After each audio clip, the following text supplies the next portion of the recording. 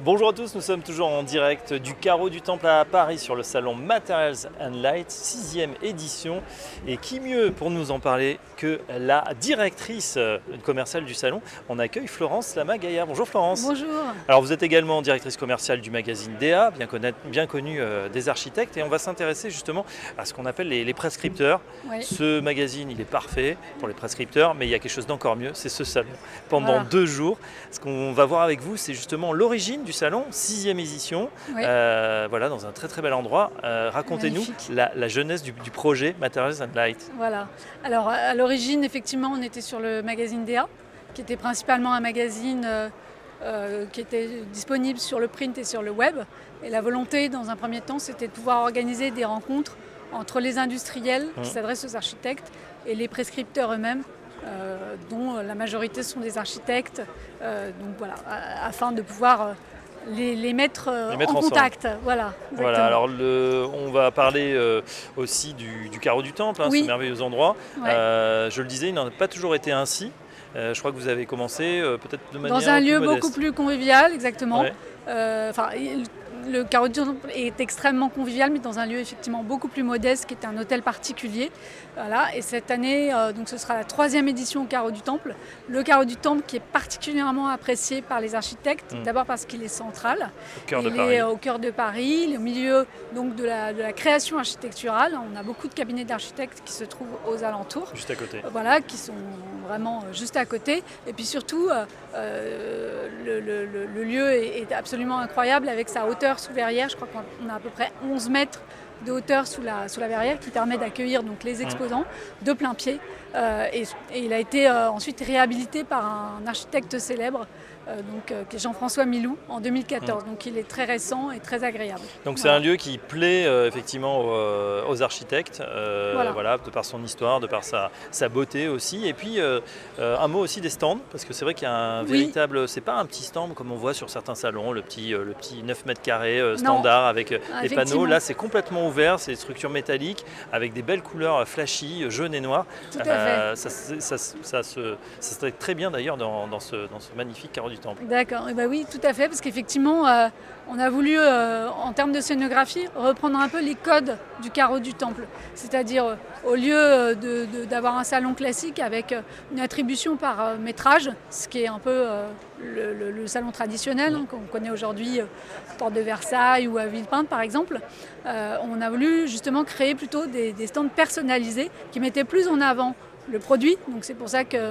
le salon s'appelle Materials and Light, donc principalement les matériaux mais également la lumière, que la marque elle-même, donc qui du coup plaît beaucoup plus aux architectes. Et le fait d'être sur des codes noirs et jaunes, eh bien, ça rappelle un petit peu l'architecture de la verrière, du Carreau du Temple. Donc, et puis ce sont des stands aussi ouverts où on peut circuler. Exactement. Donc il y a une grande circulation. Alors justement, on va parler du Visitora. C'est important, surtout qu'on est quand même dans des périodes un petit peu compliquées au niveau des salons. Tout à fait. Tout le monde d'ailleurs, unanimement, vous a quand même rendu hommage d'avoir organisé ça début septembre. Ouais.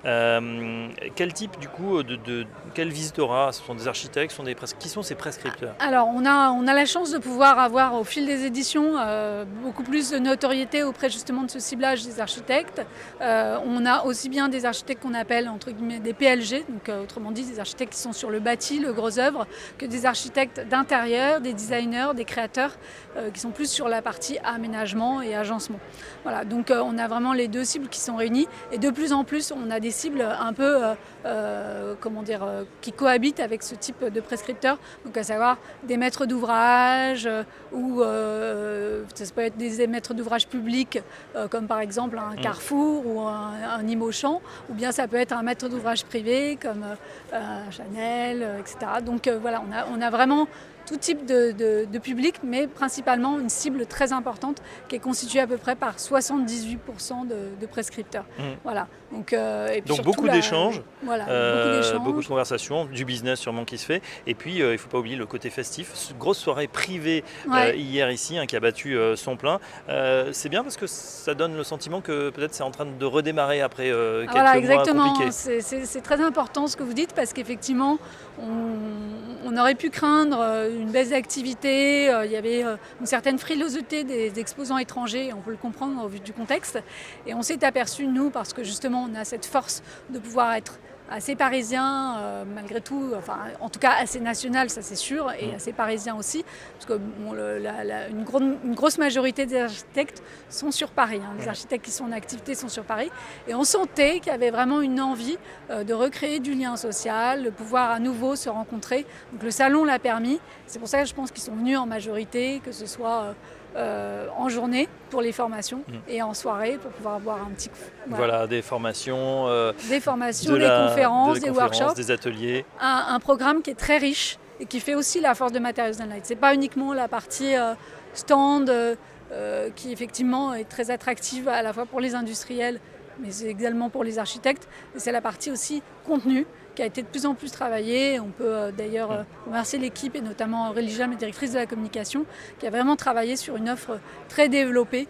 Voilà, donc ça c'est vraiment très attractif pour les architectes. Voilà, du business, des formations, des remises de prix même, un côté festif. Qu'est-ce qu'on peut dire à ceux qui nous écoutent et qui ont envie peut-être de rejoindre cette aventure dès l'an prochain? Déjà, qu'ils se dépêchent, parce que malgré tout, traditionnellement, notre salon a lieu au premier semestre, et donc là, on a prévu de le faire dès 8 mai, donc a priori sur la semaine du 4 au 7 mai.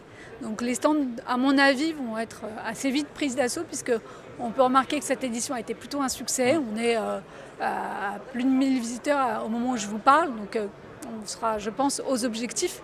Et donc l'équipe commerciale restera évidemment à leur disposition pour leur trouver la solution la plus adaptée pour répondre à leur stratégie et exposer au mieux leurs matériaux, leurs éclairages ou même leurs produits finis, s'ils le souhaitent. Et voilà, et rencontrer beaucoup de gens et des beaucoup de gens, faire du business, transformer.